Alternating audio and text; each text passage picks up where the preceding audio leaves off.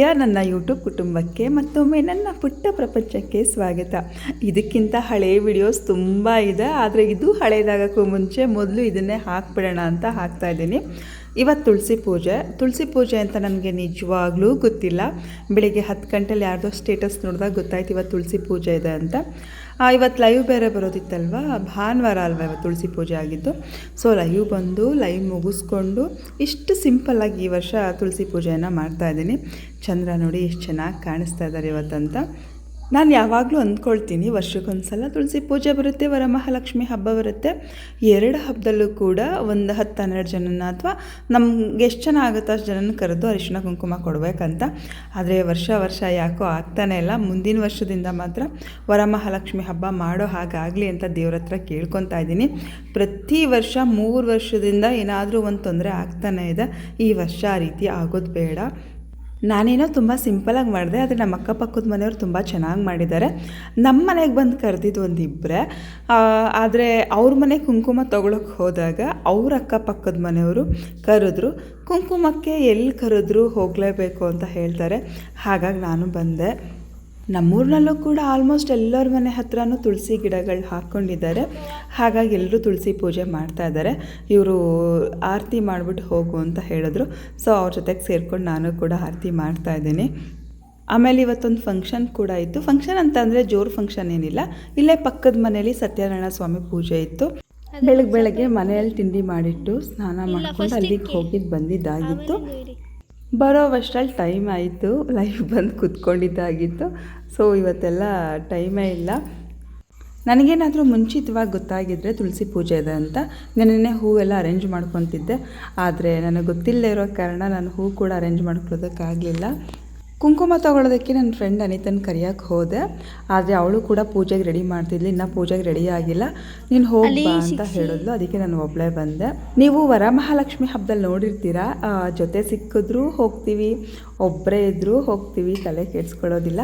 Almost ಎಲ್ಲರ ಮನೆಯಲ್ಲೂ ಹೆಸರು ಬೇಳೆಯನ್ನು ಮಾಡಿದರು, ಅಂದರೆ ಕೋಸಂಬರಿಯನ್ನು ಮಾಡಿದರು. ನಾನಿವಾಗ ನಮ್ಮ ಮನೆ ಹಳೆ ಬೀದಿಗೆ ಬಂದಿದ್ದೀನಿ. ಇವರೊಬ್ಬರೇ ಆ್ಯಕ್ಚುಲಾಗಿ ಕರೆದಿದ್ದು ನನಗೆ ಕುಂಕುಮಕ್ಕೆ ಬಾ, ಕುಂಕುಮ ತೊಗೊಂಡು ಹೋಗುವಂತೆ ಅಂತ. ಪಾಪ ಇವ್ರು ಬಂದಾಗ ನಾನಿನ್ನೂ ರೆಡಿ ಮಾಡಿರಲಿಲ್ಲ ದೇವರಿಗೆ, ಹಾಗಾಗಿ ಇವ್ರಿಗೇನು ಪ್ರಸಾದ ಕೊಡೋದಕ್ಕಾಗಲಿಲ್ಲ. ಮಕ್ಳಿಗೆ ಹಬ್ಬ ಬಂದ್ಬಿಡ್ತು ಅಂದರೆ ತುಂಬಾ ಖುಷಿ. ನೋಡಿ ಪುಟಾಣಿ ಹೇಗೆ ಓಡಾಡ್ಕೊಂಡು ಮಾಡ್ತಾಯಿದ್ದಾಳೆ ಅಂತ.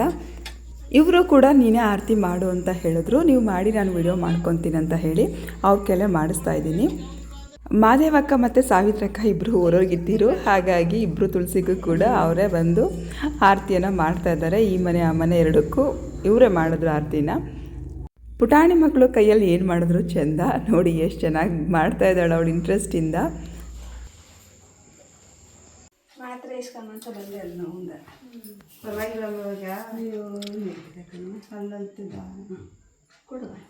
ಇವರು ಚಿಕ್ಕತಾಯಮ್ಮ ಅಂತ, ನನಗೂ ಅಜ್ಜಿನೇ ಆಗಬೇಕು. ರೋಡಲ್ಲಿ ಹೋಗ್ತಿದ್ರು, ಅವನು ಕೂಡ ಕರೆದು ಕುಂಕುಮ ಕೊಡ್ತಾ ಇದ್ದಾರೆ. ಹಿರಿಯ ದಂಪತಿಗಳು ಅಂತ ನಾನು ಆದರ್ಶ ದಂಪತಿಗಳಂತ ಒಂದು ವಿಡಿಯೋ ಮಾಡಿದ್ದೆ. ಅವಾಗ ಇವ್ರ ಗಂಡ ಹೆಂಡ್ತಿರ ವಿಡಿಯೋ ಕೂಡ ಮಾಡ್ಕೊಂಡಿದ್ದೆ. ನಾನು ವಿಡಿಯೋ ಮಾಡ್ಕೊಂಡಾಗ ಇನ್ನೂ ಹೆಲ್ದಿ ಆಗಿದ್ರು, ಇವಾಗ ಸ್ವಲ್ಪ ಹುಷಾರಿಲ್ಲ ಅವ್ರಿಗೆ. ಆವಾಗ ನಾನು ವಿಡಿಯೋ ಮಾಡ್ಕೊಂಡಿದ್ದೆ ಅಲ್ವ, ಒಂದು 5-6 ಜೋಡಿ ಮಾಡ್ಕೊಂಡಿದ್ದೆ. ಅದರಲ್ಲಿ ಒಬ್ಬರು ಗಂಡ ತೀರೋಗಿದ್ದಾರೆ, ಅಂದರೆ ನಮ್ಮ ತಾತನೇ, ನಮ್ಮ ಚಿಕ್ಕ ತಾತ ತೀರೋಗಿದ್ದಾರೆ.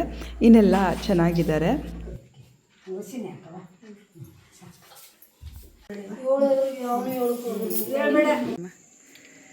ನಾವೇ ಸುಮ್ಮನೆ ದೀಪ ಹಚ್ತೋ ಕಣಮ್ಮ, ಏನೂ ಮಾಡಲಿಲ್ಲ. ಹುಷಾರಾಗೈತೆ, ಪರವಾಗಿಲ್ಲ. ಒಂದೊಂದ್ಸತಿ ಎಲ್ಲ ಇವ್ರದ್ದು ನಮ್ಮ ಮನೆ ಬೀದಿಯ ಕೊನೆ ಮನೆ. ನನ್ನನ್ನು ನೋಡಿ ಬಾ ಶ್ರುತಿ, ನಮ್ಮದು ವಿಡಿಯೋ ಮಾಡ್ಕೊತ ಅವರೇ ಕರೆದ್ರು. ಎಲ್ಲರ ಮನೆಯಲ್ಲೂ ಬೇರೆ ಬೇರೆ ಥರ ಪ್ರಸಾದ ಮಾಡಿದ್ರು, ಆದರೆ ಇವ್ರ ಮನೆಯಲ್ಲಿ ಸಿಹಿ ಅವಲಕ್ಕಿ ಮಾಡಿದರು, ತುಂಬ ಚೆನ್ನಾಗಿತ್ತು. ನಾನು ಹೋಗಿದ್ದು ನಿಜವಾಗ್ಲೂ 2 ಮನೆ ಕುಂಕುಮ ತೊಗೊಂಡು ಬರೋದಕ್ಕೆ, ಆದರೂ ಒಂದು 5-6 ಮನೆ ಆಯಿತು. ಎಲ್ಲರೂ ಅವರವರ ಅನುಕೂಲಕ್ಕೆ ತಕ್ಕ ಹಾಗೆ ತುಳಸಿ ದೇವಿಗೆ ಅಲಂಕಾರವನ್ನು ಮಾಡಿದ್ದಾರೆ ಮತ್ತು ಪ್ರಸಾದವನ್ನು ನೈವೇದ್ಯಕ್ಕೆ ಇಟ್ಟಿದ್ದಾರೆ.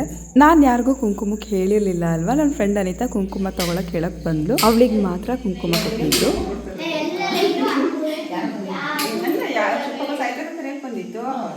ರೆಡಿನೇ ಮಾಡಿರಲಿಲ್ಲ.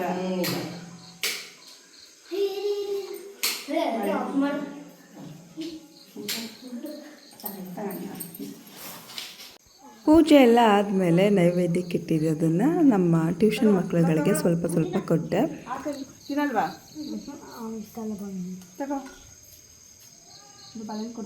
ಇವತ್ತು ಭಾನುವಾರ ಆಗಿರೋದ್ರಿಂದ ಟ್ಯೂಷನ್ ಇರಲಿಲ್ಲ, ಆದರೆ ನಾನು ಶುಕ್ರವಾರ ರಜೆ ಕೊಟ್ಟಿದ್ದೆ. ವಾರಗಳಲ್ಲಿ ಯಾವುದಾದ್ರೂ ಒಂದಿನ ರಜೆ ಕೊಟ್ಟರೆ ಭಾನುವಾರಗಳಲ್ಲಿ ಪಾಠ ಮಾಡಿಕೊಡ್ತೀನಿ. ಶುಕ್ರವಾರ ಯಾಕೆ ರಜೆ ಕೊಟ್ಟಿದ್ದೆ ಅಂದರೆ ನಾನು ಶೃಂಗೇರಿಗೆ ಹೋಗಿದ್ದೆ, ಅದು ಕೂಡ ಅನ್ಎಕ್ಸ್ಪೆಕ್ಟೆಡಾಗಿ ಹೋಗಿದ್ದು. ನಾನು ನಂಜನಗೂಡಿಗೆ ಹೋದಾಗ ಹೇಳಿದ್ದೆ, ದೇವರನ್ನು ನಾವು ನೋಡೋದಕ್ಕೆ ಹೋಗೋದಲ್ಲ, ದೇವರು ನಮ್ಮನ್ನು ನೋಡಬೇಕಂದಾಗ ಅವರೇ ಕರ್ಸ್ಕೊತಾರೆ ಅಂತ. ಸೊ ಶೃಂಗೇರಿ ಶಾರದೆ ಮತ್ತು ಅನ್ನಪೂರ್ಣೇಶ್ವರಿ ನೋಡಿ ನನಗಂತೂ ತುಂಬ ಖುಷಿಯಾಯಿತು. ನಿಮಗೂ ತೋರಿಸ್ತೀನಿ ಇನ್ನೊಂದು 2 ದಿನದಲ್ಲಿ. ಕೊನೆಗೆ ನಮ್ಮ ಟ್ಯೂಷನ್ಗೆ ಬರುವಂಥ ಪುಟಾಣಿ ಮತ್ತು ನಾನು ಇಬ್ಬರು ಸೇರಿಕೊಂಡು ತುಳಸಿ ದೇವಿಗೆ ಆರತಿಯನ್ನು ಮಾಡಿದ್ವಿ. ಅದಾದಮೇಲೆ ನನ್ನ ಫ್ರೆಂಡ್ ಕರೆಯೋದಕ್ಕೆ ಬಂದಿದ್ಲಲ್ವ, ಅವ್ರ ಮನೆಗೆ ಹೋಗೇ ಇರಲಿಲ್ಲ. ಹೋಗಿ ಬರೋಣ ಅಂತ ಹೋದೆ. ನಾನು ಹೋಗುವಷ್ಟರಲ್ಲಿ ಅವಳು ಪಕ್ಕದ ಮನೆ ಕುಂಕುಮ ತೊಗೊಳಕ್ಕೆ ಹೋಗಿದ್ಲು. ಇವತ್ತು ಎಷ್ಟೋನೇ ನೆನಪಾಗಿರ್ಲಿ ಅಂತ 300 ಅವ್ರು ಹೇಳಿದ್ರು 350 ಕೊಡಿಲ್ಲ ಅಷ್ಟು ಅಂದ್ರು. ಅಯ್ಯಪ್ಪ ನೋಡಿ 250 ಕೇಳದೆ ಕೊಡ್ಲಿಲ್ಲ ಅವರು. ಈ ಕಡೆ ಯಾವ ದೇವರೈತೆ? ಲಕ್ಷ್ಮಿ ಅನ್ಸುತ್ತೆ. ಲಕ್ಷ್ಮಿ ಅವಳು ತುಳಸಿ ಹಬ್ಬಕ್ಕೆ ನೆನಪಾಗಿರಲಿ ಅಂತ ಹೇಳಿ ತುಳಸಿ ಕಟ್ಟೆ ಅಂದರೆ ಬೃಂದಾವನವನ್ನು ತಂದಿದ್ದಾಳೆ. ನಾನು ಹೊರಗಡೆ ಹೋಗ್ತಿದ್ದೆ, ಅಷ್ಟರಲ್ಲಿ ಅವಳು ಬಂದು, ಹಾಗಾಗಿ ಮತ್ತೆ ಬಂದು ಇಬ್ಬರ ಜೊತೆಗೆ ವೀಡಿಯೋ ಮತ್ತು ಫೋಟೋ ತೊಗೊಂಡ್ವಿ. ಇಲ್ಲಿ ನೋಡಿ ದೀಪ ಎಷ್ಟು ಚೆನ್ನಾಗಿದೆ ಅಂತ ಹೇಳಿ. ದೀಪಾವಳಿ ಹಬ್ಬದಲ್ಲಿ 100 ರೂಪಾಯಿ ಒಂದು ಜೊತೆ ಅಂತೆ, ಒಂದು ದೀಪಕ್ಕೆ 50 ರೂಪಾಯಿ ತೊಗೊಂಡು ಬಂದಿದ್ರು ಇವರು. ಹಬ್ಬದಲ್ಲಿ ಇವರು ನಾನೇನು ಹೇಳಿರಲಿಲ್ಲ ಪಟಾಕಿ ತೊಗೊಂಡು ಬನ್ನಿ ಅಂತ.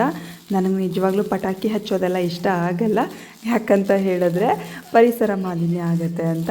ಆದರೆ ಇವರು ನಮ್ಮ ಮನೇಲಿ ಹೆಣ್ಮಕ್ಳು ಇರೋದ್ರಿಂದ ಯಾವುದು ಜೋರು ಪಟಾಕಿ ಎಲ್ಲ ತಂದಿರಲಿಲ್ಲ. ವಿಷ್ಣು ಚಕ್ರ ಮತ್ತು ಸುರ್ಸುರು ಬತ್ತಿ ಮತ್ತು ಹೂಕುಂದ ತಂದಿದ್ದರು. ಇವತ್ತು ತುಳಸಿ ಹಬ್ಬ ಇತ್ತಲ್ವ, ಹಾಗಾಗಿ ಶಾರು ಹಚ್ಚಿದ್ಲು.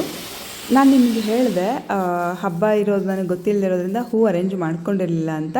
ನಮ್ಮಮ್ಮ ತುಳಸಿ ಕಟ್ಟೆನಲ್ಲಿ ಜಾಸ್ತಿ ಹೂ ಇಲ್ದಿರೋದು ನೋಡಿ ನಮ್ಮಲ್ಲಿ ಹೂವಿದೆ ಅಂತ ತಂದು ಕೊಟ್ಟರು. ಕೊನೆಗೂ ಹೂ ಮುಡಿಸಿದೆ. ಇಷ್ಟು ಸಿಂಪಲ್ಲಾಗಿ ತುಳಸಿ ಪೂಜೆ ಆಯಿತು. ನೀವೆಲ್ಲ ಹೇಗೆ ಮಾಡಿದ್ರಿ ಅನ್ನೋದನ್ನು ಕಮೆಂಟ್ ಮಾಡಿ ತಿಳಿಸಿ. ಧನ್ಯವಾದಗಳು.